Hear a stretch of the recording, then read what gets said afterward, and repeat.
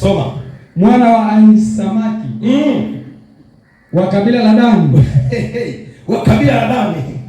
Nami nimemtia hekima katika mioyo. Nami namtia hekima katika mioyo. Tulia meza na mate. Ndio maana mstari wetu wa msingi umesema atatia roho mpya kwenye mioyo yetu. Maana yake vyote vinatiwa kwenye moyo wako. Na leo Bwana amimine kwenye moyo wako hizo hekima, hayo maarifa, huo ujuzi na vitu vyote vya kila namna kwenye moyo wako Bwana vijaze. Ukirudi nyumbani leo, watu waanze kuona humo ndani vinatiririka vitu vikubwa, vitu vinavyotoka humo ndani sio vile vya zamani ulivyozoea. Bwana ajaze humo ndani. Ukijaza humo ndani, watu wote waanze kusema Penueli kuna dada mmoja, Tegeta kuna dada mmoja, Ununio kuna dada mmoja ambaye amejaa vitu vya pekee. Sikiliza mtumishi, umepiga kinanda hapa. Ulaya unataka upigaji kama wewe hujajua tu. Kuna wakati wanahitaji wewe utolipwa tena shilingi 10,000. Wewe unapiga unapewa $1,000 kwa siku moja.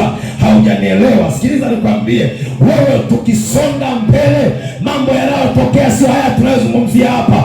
Roho akikuchaza utafanya vitu ambavyo hata walioenda shule yote hawatovijua.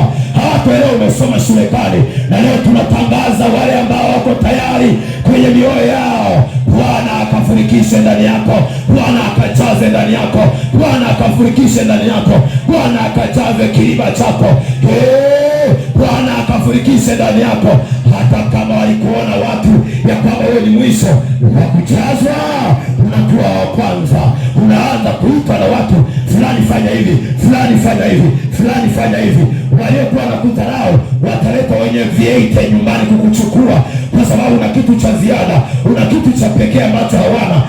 Hakijatokana na shule Bwana, kimetokana na kujaza Roho wa Bwana. Hakijatokana na chuo, si umeenda university, si umeenda Kampala University. Hapana, imetokana na kujaza Roho wa Bwana, imetokana na Roho wa Bwana kukaa ndani yako. Na leo tunakumimilia Roho wa Bwana, tunamwomba Roho wa Bwana ajae ndani yako. Kila utakapopita ukisema ndio, na wote wanaitikia ndio. Kwa nini? Ndio yako imetokana na hekima ya Bwana, ndio yako imetokana na ujuzi huo ndani yako, ndio yako imetokana na maarifa hiyo ndani yako. Sikiliza nikwambie mteule, hata kama ulionekana, hii ni saa imefika ambayo tunajazwa. Tukishajazwa, kila tunapopita sio sisi, ni Roho aliye ndani yetu.